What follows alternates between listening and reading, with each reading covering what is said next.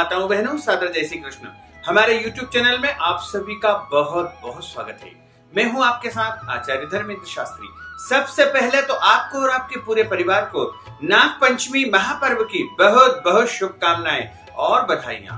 भगवान नाग देवता का भरपूर आशीर्वाद आपके जीवन पर हमेशा बना रहे तथा उनकी कृपा दृष्टि आपके परिवार पर सदा बनी रहे और नाग देवता की कृपा से आप फले फूले आगे बढ़े, उन्नति करें, प्रगति करें तथा सुखी रहे, स्वस्थ रहे, प्रसन्न रहे।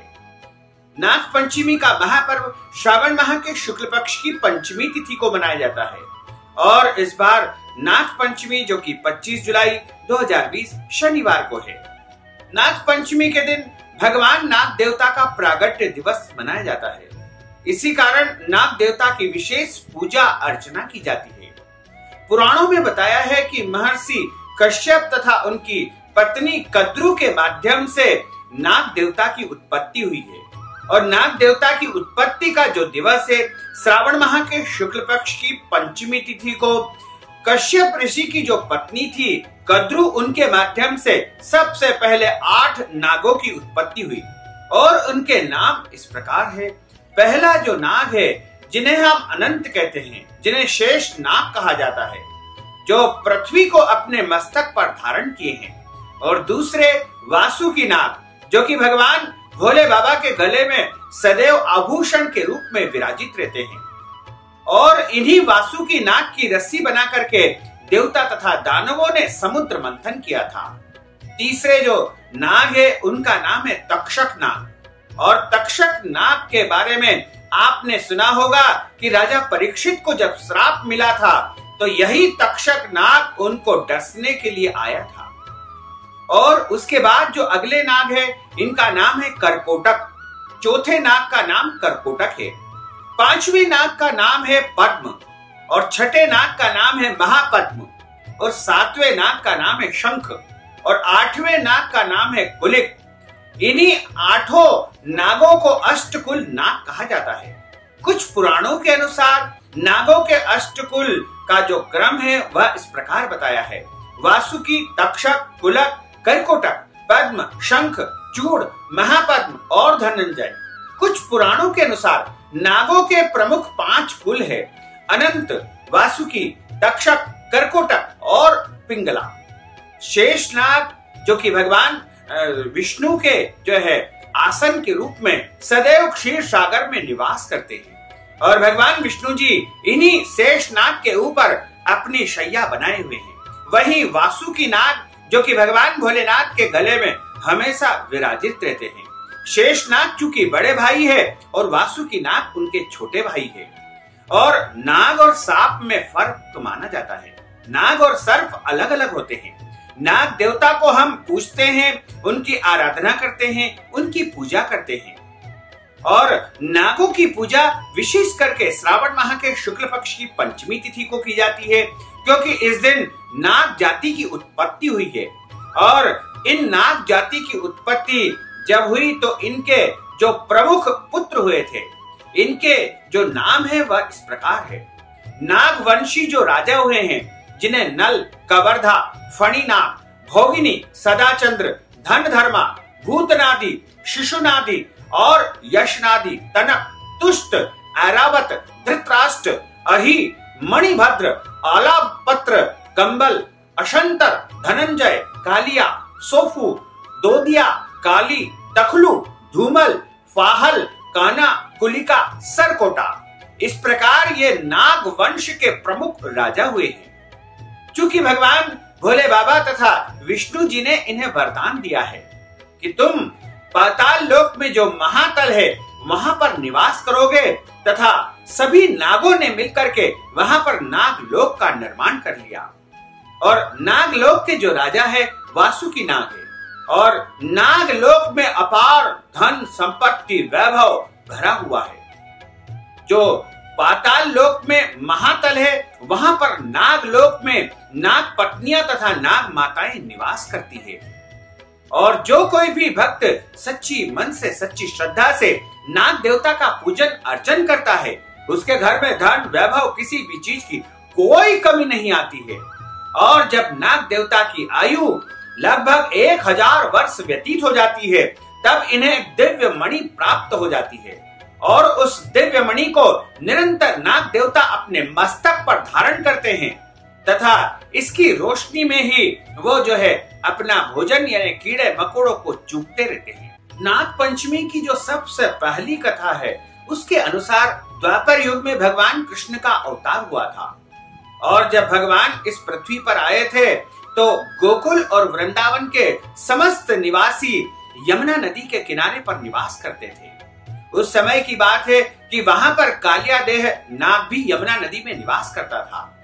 जब यमुना जी में कालियादेह निवास करता था तो यमुना तट पर कई प्राणी जैसे गाय बैल इत्यादि सभी जल पीने आते थे और कालियादेह के विष के कारण कई जानवर मर जाते थे। इस कारण जो वृंदावन और गोकुल के निवासी बड़े परेशान हो चुके थे क्योंकि कालियादेह का जो विष था वह निरंतर यमुना जी में बढ़ता जा रहा था और इसी कारण यमुना जी का रंग काला काला लगातार होता जा रहा था तथा भगवान इस बात को समझ रहे थे और एक दिन की बात है कि भगवान अपने मित्रों के साथ में गेंद खेल रहे थे और खेलते खेलते अचानक वह गेंद यमुना जी में गिर जाती है।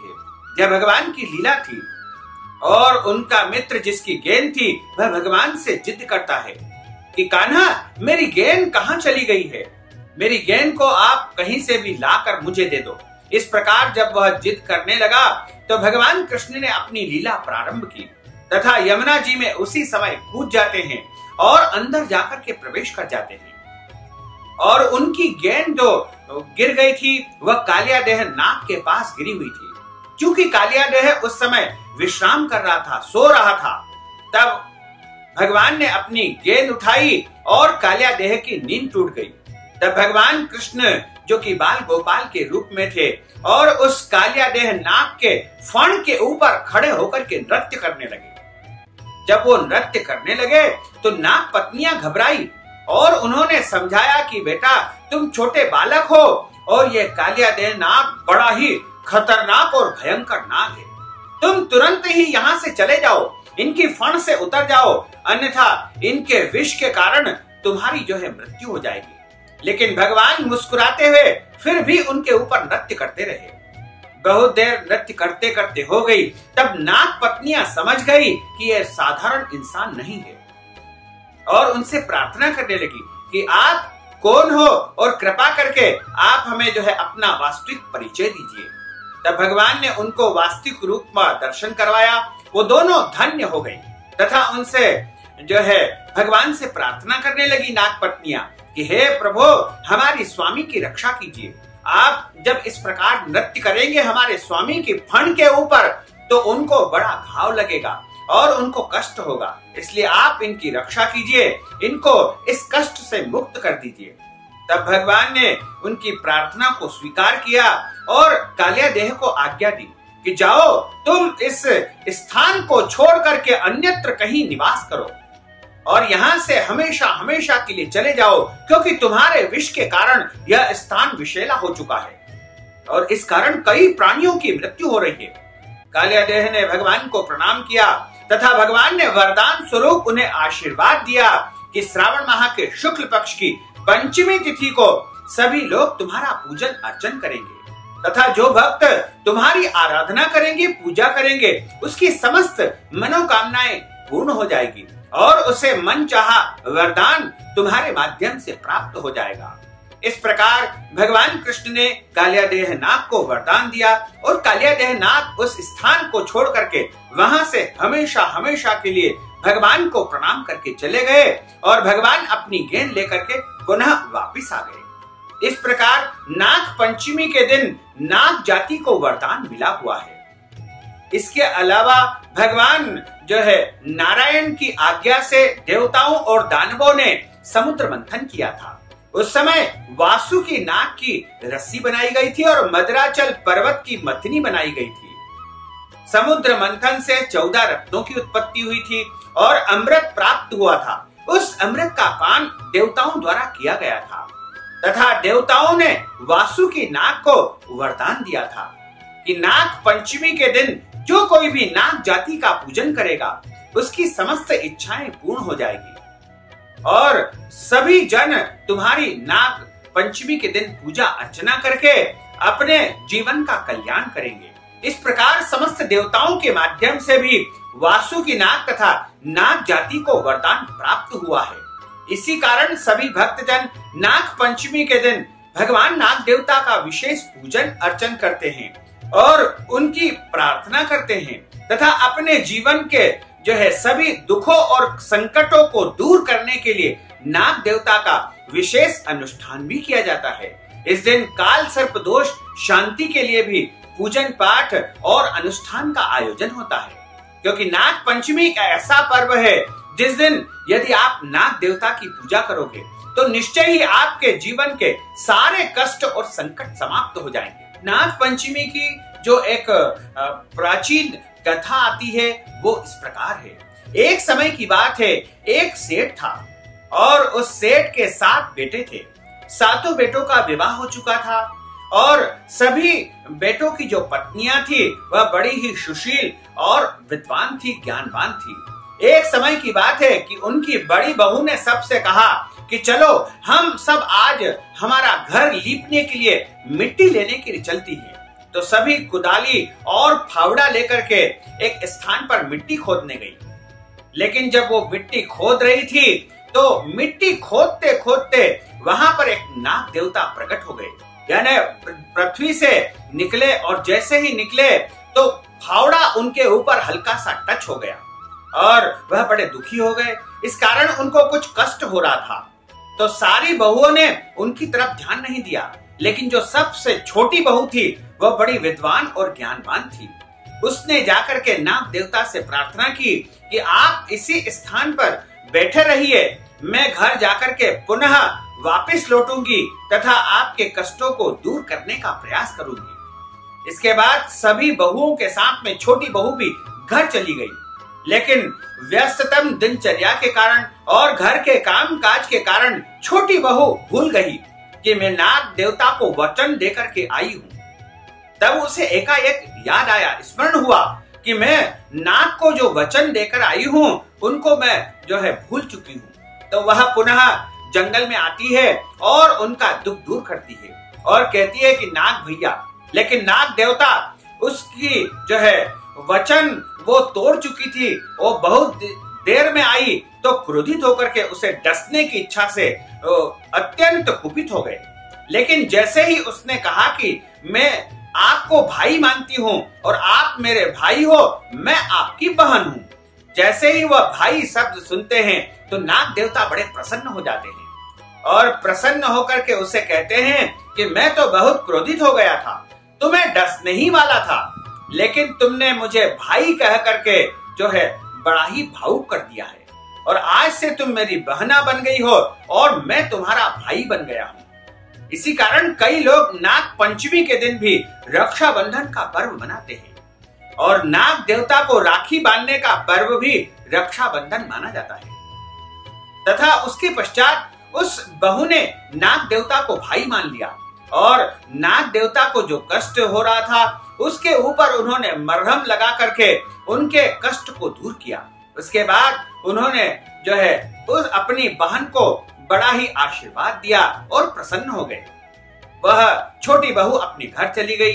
एक दिन की बात है कि वही नाग देवता जिनको मल्हम लगा करके उस बहू ने प्रसन्न किया था, वह प्रसन्न होकर के मनुष्य का रूप धारण करके उसके घर पर आते हैं तथा उस बहू की जो सास थी उनसे कहते हैं कि मैं आपकी छोटी बहू का भाई हूँ। तो सास कहती है कि हमने तो आज तक कोई भी भाई इसका नहीं देखा है, फिर अचानक इसका भाई कैसे प्रकट हो गया और कहां से आ गया है। तब उन्होंने कहा कि मैं इसके दूर के रिश्ते का भाई हूँ। तब सास ने पूछा कि तुम यहाँ पर क्यों आए हो और क्या चाहते हो। उसने कहा कि मैं अपनी बहन को अपने घर ले जाना चाहता हूँ। तब सास ने आज्ञा दे दी और उस नाग ने अपनी बहन यानी उनकी छोटी बहू को अपने साथ लिया और नाग लोक में, पाताल लोक में लेकर के चले गए।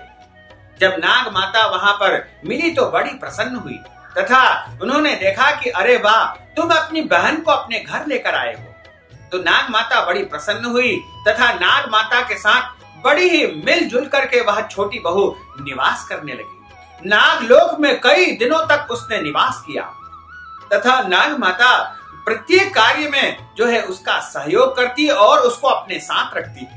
एक दिन की बात है जब नाग माता अपने नाग परिवार के छोटे छोटे बच्चों को दूध पिला रही थी।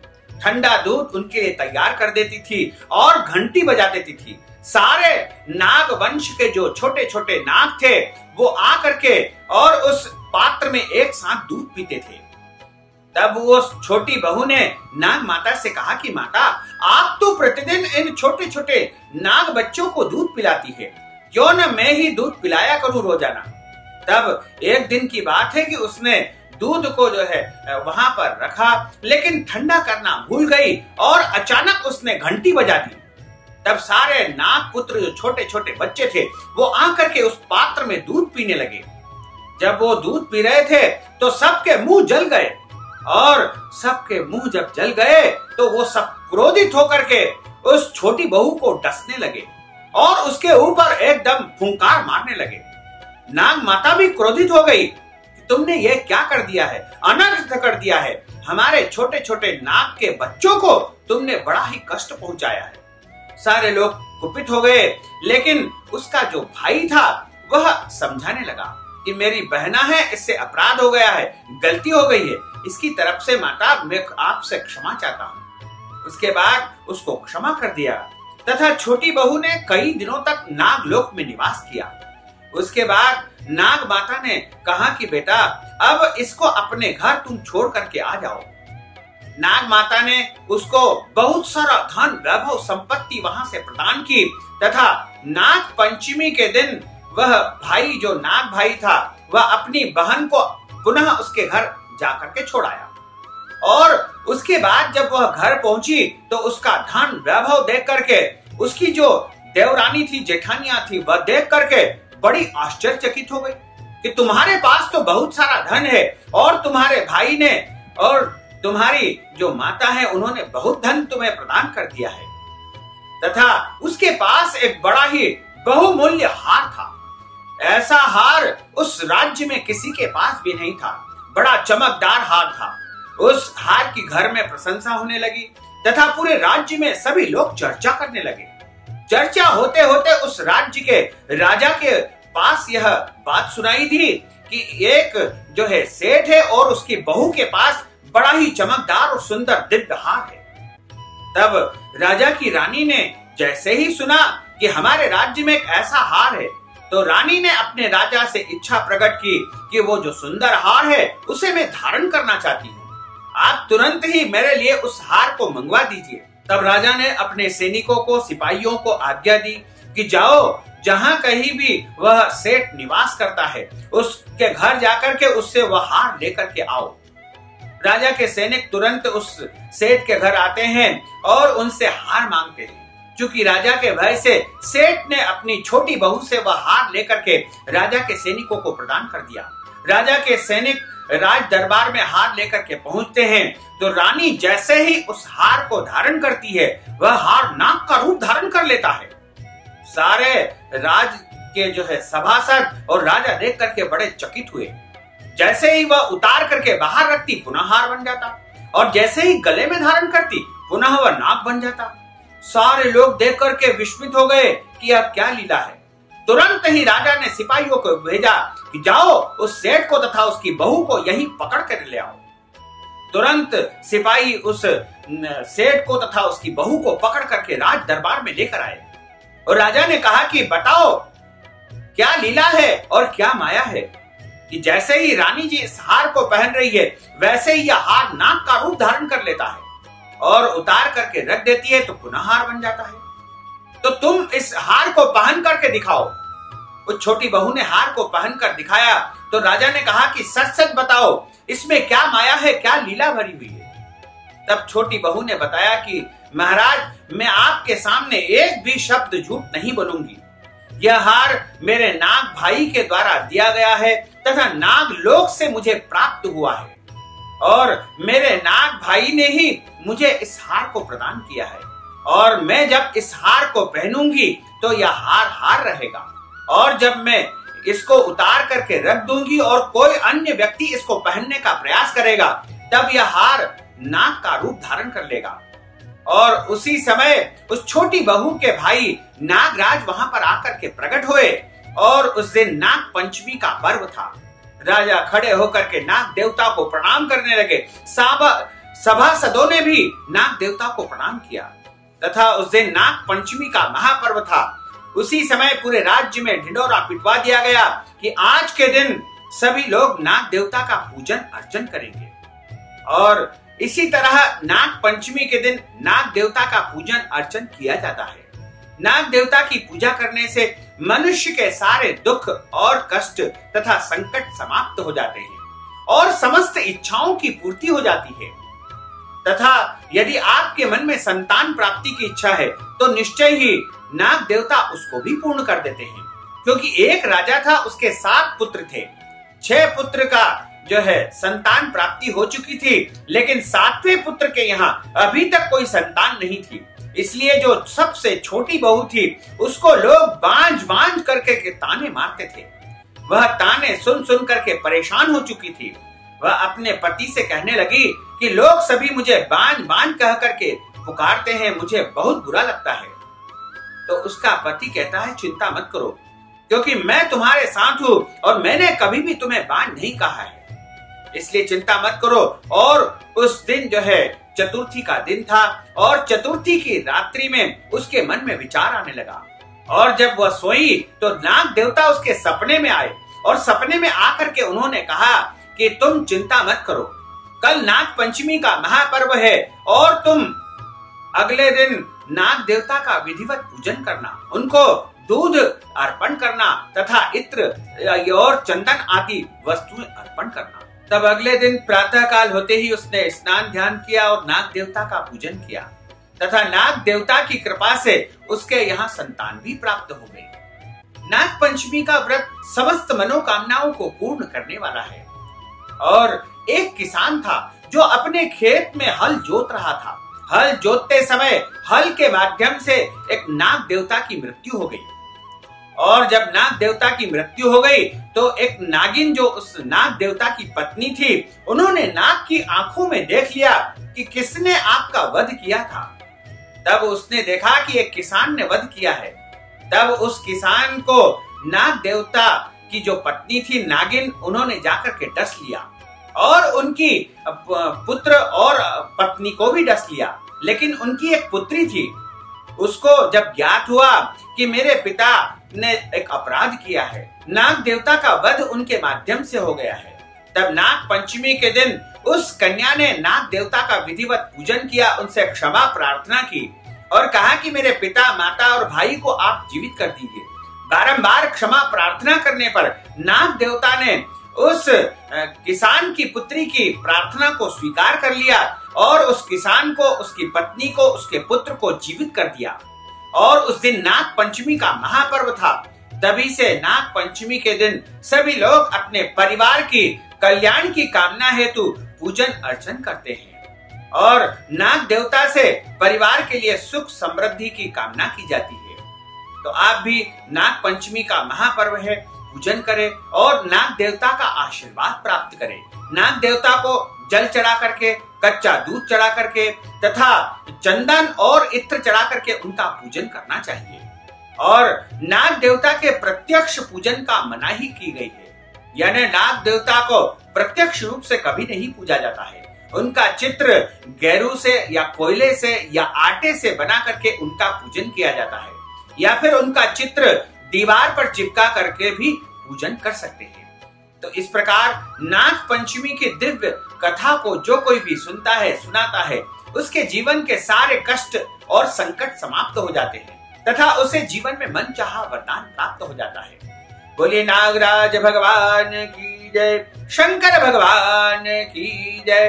अच्युतम केशवम राम नारायणम कृष्ण दामोदरम वासुदेवम हरे, श्रीधरम माधवम गोपिका वल्लभम श्री जानकी नायकम श्री जानकी नायकम श्री शंकरादि सेवतम श्री राम नाम दायकम राम कृष्ण वासुदेव भक्ति मुक्तिदायकम राम कृष्ण वासुदेव भक्ति मुक्तिदायकम। बोलिए रांगराज भगवान की जय, लक्ष्मी नारायण भगवान की जय, शंकर भगवान की जय।